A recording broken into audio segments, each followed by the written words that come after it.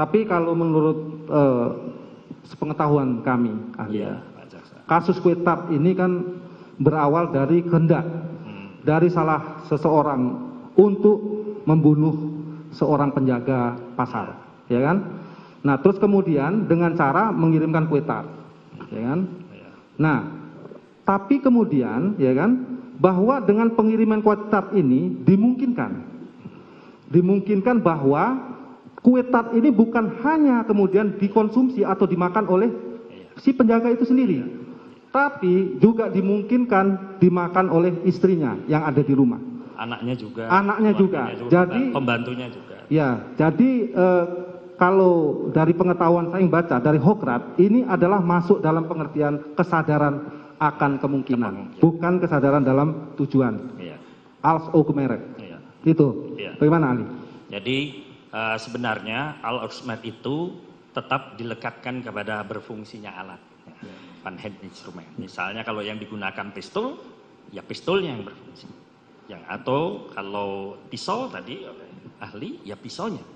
Nah, ya apakah pisaunya diserahkan atau digunakan langsung, ataukah kalau ini racun, ya sekalipun tadi Pak Ali mengatakan ini fenomena kasus bisa saja beda ya, misalnya termasuk arsenik ataupun yang terkenal itu yang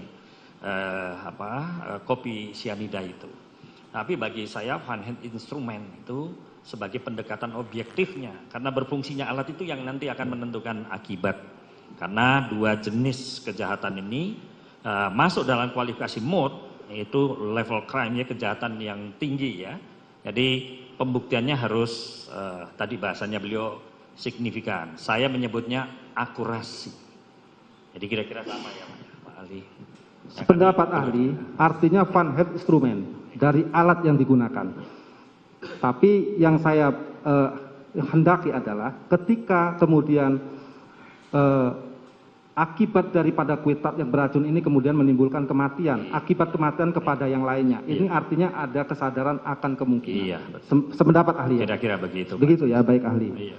Jika sependapat saya lanjutkan dengan pertanyaan yang lain. Nah, jika demikian ahli, dihubungkan dengan turut serta tadi, bahwa apakah pelaku turut serta ini, ya kan, harus mempunyai kualitas peran yang sama ahli, atau dari salah satu pelaku memang harus memenuhi seluruh unsur dan pelaku lain apakah juga harus demikian atau cukup hanya sebagian unsur saja itu sudah menjadi bagian daripada turut serta ahli? Memang ada dua pandangan. Ya. Tetapi saya ingin mencoba menengahi dengan pendekatan Al-Okhmer itu. Jadi kalau maksud itu kan masih di dalam batin. Bahasanya beliau kan suasana kebatinan. Tadi Pak Jaksa ada yang pakai istilah suasana kebatinan. Jadi kalau saya boleh pinjam istilah itu, ya itu bagian dari metafisis, sesuatu yang memang ada sulit untuk kita lihat wujudnya. Saya mengajar sekian lama juga, tapi belum pernah ketemu yang namanya mensrea itu seperti apa. Apakah dia kulit berwarna atau kulit hitam dan sebagainya. Tapi yang jelas itu salah satu elemen penting dalam melakukan mengukur suatu tindak pidana yang disebut dengan criminal act atau perbuatan pidana. Jadi mensrea nggak cukup, harus ada actus reus. Nah, harus ada tindakannya atau perbuatannya tadi menurut rekan ahli. Nah, jadi hemat saya Van Head instrumen itu menjadi ukuran objektifnya. Gitu. Jadi ada kedekatan antara plegen dengan atau medeplegen atau dengan alatnya itu. Baik. Ya, kira-kira itu Pak Jaksa. Yang saya tanya adalah apakah terhadap pelaku-pelaku peserta ini harus juga memenuhi seluruh unsur atau hanya sebagai pendukung terhadap pelaku lain yang salah satu pelaku yang memenuhi seluruh unsur tadi. Ya. Itu. Jadi Pak Jaksa, dua pendapat tadi saya tidak bisa mengatakan mana yang lebih dominan. Ya. Maka saya menggunakan teori Van Head instrumen. Jadi berfungsinya alat itu yang digunakan oleh plegen ataupun downplegen itu ataupun medeplegen itu. Nah, kalau ada kesamaan instrumen itu maka dianggap dia juga sebagai medeplegen. Tapi kalau tidak ada, alat itu tidak dikuasai, bahkan ada sikap untuk menolak, ya tentu tidak. Gitu aja. Baik ahli. Kalau di dalam teori turut serta ini ada dua teori ini ahli. Setahu saya, teori yang menganggap bahwa sebagai perluasan delik, ada juga yang menganggap sebagai perluasan pertanggungjawaban pidana. Menurut ahli bagaimana itu? Ini sebenarnya pendapat ini ada di komunitas kita juga, Pak Dr. Sulaihuddin. Jadi Pak Dr. Hairul Huda kalau nggak salah itu kaitan dengan asas pergeseran asas kesalahan jadi asas pertanggungjawaban pidana itu yang dikenal. Sebenarnya ajarannya digambarkan oleh Profesor Ruslan Saleh. Memang apa yang disampaikan ini kalau dikaitkan ini bagian dari mengukur ini pergulatan kemanusiaan. Jadi memang kalau dua asas ini dipertentangkan atau dihadapkan dalam kondisi peradilan ini bagian dari pergulatan kemanusiaan. Nah, hanya memang saya, apakah ada ini bagian dari perluasan pertanggungjawaban pidana atau perluasan perbuatan pidana? Saya karena dua-duanya kolega saya tidak bisa berpihak kepada itu. Kepada dua-duanya saya terima sebagai satu referensi. Referensi ya? Iya, sebagai sebuah referensi. Karena referensi. Ya kami selalu berdiskusi soal itu. Baik. Dan akan diletakkan pada kasus konkret juga? Iya, kira-kira begitu Pak. Baik ahli. Nah, tadi ahli menerangkan bahwa ada kesengajaan itu bahwa seseorang itu dilihat dari Van Het instrumen dengan alat yang digunakan itu menjadi faktor mutlak penentu. Nah, terkadang ahli, kadang-kadang kita ada kesulitan dalam proses penegakan hukum itu, ya kan? Kadang-kadang untuk membuktikan unsur kesalahan, kesengajaan ini sangat sulit, karena seseorang pelaku kadang tidak mau mengaku, umpama. Nah, tetapi kan kita juga melihat faktor-faktor yang objektif lain, umpama dengan bukti-bukti lain, dengan alat bukti visum dan sebagainya, di mana khusus terkait delik material pasal 340, umpama kita bisa melihat dari letak luka, apakah di organ vital atau tidak, kan demikian ahli. Nah, terus kemudian ada juga unsur-unsur kesengajaan yang lain ahli. Sebagaimana yang tadi sadar akan kemungkinan, ahli juga ada menerangkan sadar akan dengan tujuan tadi. Nah, di dalam turut serta, khusus di dalam delik material ini, apakah dimungkinkan antara pelaku yang satu dan pelaku yang lain itu mempunyai pemahaman atau dapat dihubungkan atau dapat ditipologikan kesengajaan mereka ini memiliki perbedaan-perbedaan daripada jenis kesengajaan tadi. Yang satu dengan maksud, yang satunya lagi sadar akan kemungkinan. Bagaimana menurut ahli? Ya.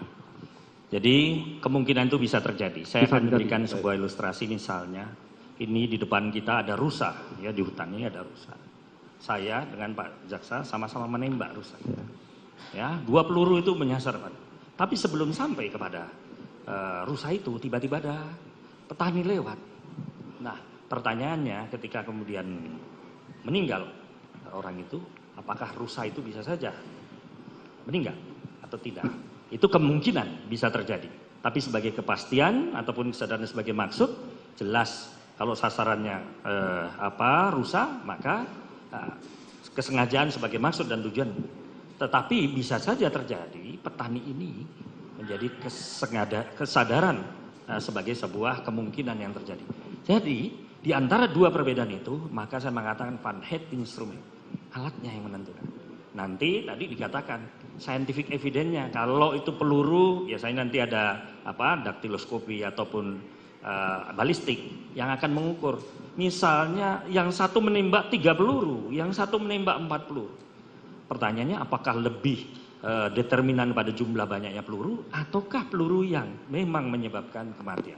Karena jenis kematian itu ada yang bersifat klinis, ada yang bersifat pakai kardiovaskuler, yaitu misalnya jantungnya berhenti atau sesuatu yang menyentuh sasaran yang mematikan. Kira-kira itu Pak Jaksa ilustrasinya. Jadi dari apa yang pandangan ahli tadi, apabila di dalam kejahatan delik material 340 atau 338 dilakukan oleh 2 orang lebih pelaku sebagai turut serta, dimungkinkan ya, artinya unsur kesengajaan antara masing-masing pelaku memiliki tipologi yang berbeda. Betul. Ada yang dengan maksud, ada yang sadar kemungkinan. Betul Ali. Jadi syaratnya tetap willingly body, ada kesamaan tadi ya, contoh ada kesamaan gerakan tubuh itu dan final handling strength. Ada tujuan yang sama, misalnya dengan menggunakan alat yang sama. Bisa juga alatnya beda, satu pistol, satu belati, bisa juga terjadi seperti itu. Baik, terima kasih ahli. Satu lagi ahli. Ya Pak Jaksa. Terkait dengan pasal 338 dan 340, ini selain di tipologi sebagai delik material, tentunya saya pernah mendengar istilah delik komisionis, omisionis, dan komisionis omisionim per omisa. Nah, ini salah satu kami ingin mendapat pandangan dari ahli. Nah, untuk pasal 338 dan 40 ini apakah termasuk sebagai delik komisionis atau omisionis atau delik komisionis per omisionim komisa, ahli? Bagaimana, ahli? Jadi sebenarnya banyak sekali pemahaman delik itu, bahkan premeditatus ya, kemudian dolus malus ya kan, itu cukup banyak. Tetapi yang esensial dari itu, yang jelas ini masuk jenis delik kesengajaan sebagai maksud. Konteks maksud ya pasti pada kalau tadi saya katakan willingness body, harus ada tindakan atau perbuatan tertentu yang mewujudkan atau paling tidak ya secara berjarak itu mewujudkan delik. Kira-kira itu, Mas. Baik, maksud saya seperti ahli. Memang saya sepakati bahwa adanya suatu kesengajaan harus umpama ditipologikan dengan maksud sebagai tujuan. Tapi maksud saya ada pemahaman pembagian terhadap delik itu, ada delik komisionis, ada delik omisionis dan delik komisionis per omisionim komisa. Untuk 338 ini masuk dalam pengertian delik yang mana, ahli? Kalau coba ahli jelaskan. Ya, saya rasa sebenarnya tidak ada perbedaan antara mode dengan doslah ya 338 dan 340 itu, karena di situ sebenarnya diliputi dengan unsur kesengajaan dua-duanya. Hanya perbedaannya ada forbedagte itu. Ya, ada yang direncanakan terlebih dahulu, itu unsur perencanaan lebih dahulu. Nah, konteks unsur perencanaan lebih dahulu menurut hemat saya itu yang saya katakan fungsi operatif. Jadi harus ada perwujudan dalam bentuk tindakan. Kalau itu intention, bentuknya ya entah itu kumpul bersama ya, merumuskan bagaimana ini sasaran akan ditarget, kemudian kapan. Tentu lokus deliktinya ditetapkan, tempus deliktinya juga dibicarakan. Kira-kira seperti itu. Karena ada kaitan dengan waktu. Walaupun sebagian ahli ada yang mengatakan waktu itu tidak menentukan. Ada yang lama, ada yang sebentar. Karena itu soal berpikir dengan jernih. Ya. Jadi saya mengatakan baik 338 maupun 340 tidak ada perbedaan, hanya kecuali tentang unsur perencanaan itu. Nah, summonspanning atau konspirasi yang sering dibahasakan sekarang, bahasa gaulnya itu akan tergambar sebenarnya sejak pada waktu rencana itu dibuat. Jadi antara intention dengan atau intention atau foreman niat itu dengan persiapan dan tindakan pelaksanaan itu ada rangkaian perbuatan faktual. Nah, tergantung pada instrumen apa. Misalnya tadi membeli senjata, ya kapan ya membeli senjatanya dan di mana membeli senjatanya. Kalau pakai pendekatan yang panjang, kondisi sine qua non, bisa regres infinitum sampai peristiwa yang panjang, sampai tukang becak yang ada dekat rumah pun bisa disangkut itu. Tetapi kan kemudian Treger mengatakan kondisi sine qua non ini harus relevan, harus pada fakta-fakta yang menimbulkan akibat, ya sampai kepada pendekatan yang adekuat itu, ya. Jadi kira-kira itu Pak Jaksa, menurut hemat saya. Artinya saya belum mendapat jawaban yang sesuai dengan yang saya inginkan, ahli. Mungkin seperti ini saya ingin sedikit gambarkan, ahli. Mungkin ahli belum memahami apa yang saya tanya. Jadi mungkin saya langsung jelaskan ini, ahli. Jadi ada pembagian delik itu delik komisionis, artinya melakukan perbuatan yang dilarang oleh undang-undang, ya kan? Terus ada delik omisionis, pembiaran. Artinya pelanggaran, ya kan, pembiaran, pelanggaran terhadap yang dilarang oleh undang-undang. Terus ada juga delik komisionis per omisionim komisa, ya kan? Campuran antara komisionis dan komisionis. Artinya dia melakukan pelanggaran terhadap delik yang dilanggar oleh undang-undang dengan cara tidak berbuat, ya kan? Nah, demikian, ahli. Nah, baik, ada yang mau jelaskan? Silakan, ahli. Saya anukan saja secara singkat. Per komisionis itu artinya memang ada orang mengatakan semacam preparus culpa, preparus dolus, setengah sengaja, setengah enggak sengaja, kira-kira begitu kan. Nah, itu yang saya katakan itu bagian dari foretelling, jadi membayangkan. Nah, apakah yang terjadi itu bisa dibayangkan nggak? Misalnya ketika bawa sini, sementara dia sudah tahu misalnya dia memegang senjata. Jadi ini ilustrasi ya yang saya bisa berikan. Jadi si orang yang disuruh itu sudah membayangkan bahwa akan ada akibat ya yang muncul pada saat itu. Tapi kalau tidak ada, ini ilustratif ya, dialog semacam itu, ya tidak ada perkomisionis. Apalagi omisionis, pembiaran itu juga masih melekat unsur mensreanya. Ya, dia tahu akan ditembak, ya, pada posisi sementara dia bisa melakukan tindakan misalnya dia melumpuhkan dan sebagainya, tapi tidak dilakukan misalnya. Itu bisa dalam konteks perkomisionis. Tetapi itu tadi saya katakan van het instrumen. Jadi dia menguasai enggak senjata itu. Pegangannya itu Mas. Karena perkomisionis dan omisionis ada kesan ya dalam beberapa referensi yang paling klasik kan contohnya ketika orang kapal itu pecah ya di tengah laut hanya ada satu papan. Nutesten itu. Ya, ada satu papan ya kan. Siapa yang harus selamat di antara papan itu? Ya, maka pilihannya mungkin dia harus menendang temannya dan koleganya. Itulah yang terjadi di dalam referensi. Walaupun kita tidak menganut presiden ya, tapi the binding presiden atau persuasif presiden. Kita bisa mendekatkan fakta itu sebagai ukuran-ukuran yang tadi disampaikan oleh Traeger itu bahwa mana perbuatan yang paling konkret ya menimbulkan akibat. Bahkan secara kausalitas bisa diukur, Mas.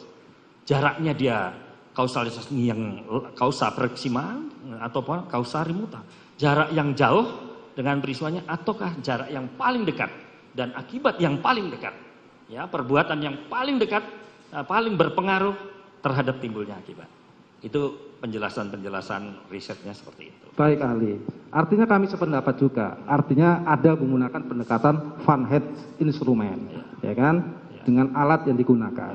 Dan artinya kalau dihubungkan dengan turut serta, artinya kan ada pelaku juga yang sebagai pelaku pemenuhan seluruh unsur. Dia menggunakan alat itu, kemudian dia melakukan tindakan yang kemudian mengakibatkan kematian itu. Tetapi kan tadi kita sepakati bahwa ada pelaku turut serta lain, ya kan? Yang juga ikut mendukung itu, tetapi juga tidak harus menjadi penentu, gitu loh. Terhadap akibat yang timbul tadi. Dia dengan gaya tubuh dan sebagainya tadi juga ikut mendukung tercapainya perbuatan itu. Nah, bagaimana Ali? Jadi rumus singkatnya Pak, sebenarnya perbuatan alat dan akibat itu alat dan akibat. Ya, alat dan akibat itu yang menjadi penentu dari. Nah, sekarang saya tanya kembali lagi yang saya tanyakan tadi. Pasal 338 ini, ya kan, sebagai delik komisionis atau omisionis, Ali? Komisionis ya, iya. Baik. Kalau dia sebagai delik komisionis, ya kan? Harus ada perbuatan. Harus ada pelanggaran terhadap pelanggaran tahap undang-undang yang dilanggar, ya kan? Iya. Apakah pelanggaran terhadap pasal 338 ini harus hanya dengan berbuat atau cukup tidak berbuat, tetapi kemudian juga dianggap sebagai pelaku dalam pasal 338? Saya rasa kalau 3340 dan 338. Dari pendekatan yang saya berikan di depan tadi adalah criminal act dan dikaitkan dengan criminal responsibility. Act itu artinya tindakan. Jadi ada perbuatan. Nah, dan tidak mungkin alat ini tidak berfungsi tanpa ada satu perbuatan. Apalagi dalam konteks final handling strength tadi. Jadi penguasaan alat ini ditujukan untuk apa, akibat apa yang dikehendaki. Kira-kira itu, Pak. Ya, artinya begini Ali, maksud saya komisionis per omisionim komisa, ya kan? Dia melanggar ketentuan yang dilanggar oleh undang-undang, ya kan? Dengan cara tidak berbuat, umpama. Ini masih dalam tataran teori saya tanya. Nah, apakah hal demikian dimungkinkan Ali? Dan apakah ada contoh kasusnya menurut Ali, sepengetahuan Ali? Ya, sebenarnya kalau saya mau mengatakan dalam konteks beberapa jurisprudensi kasus lebih pada kriminal kayak perbuatan-perbuatan pidana yang dihukum. Kira-kira itu Pak Jaksa. Jadi memang van het instrumen dengan van het gevolg itu merupakan sarana untuk memperjelas penggunaan pasal 338 dan 340. Baik Pak. Ini saya contohkan ini, contoh kasus Hokratnya ahli, ya kan? Silakan ahli, apakah pendapat dengan contoh kasus saya ini? Di Hokrat itu dalam aresnya itu di tanggal 17 Januari tahun 1921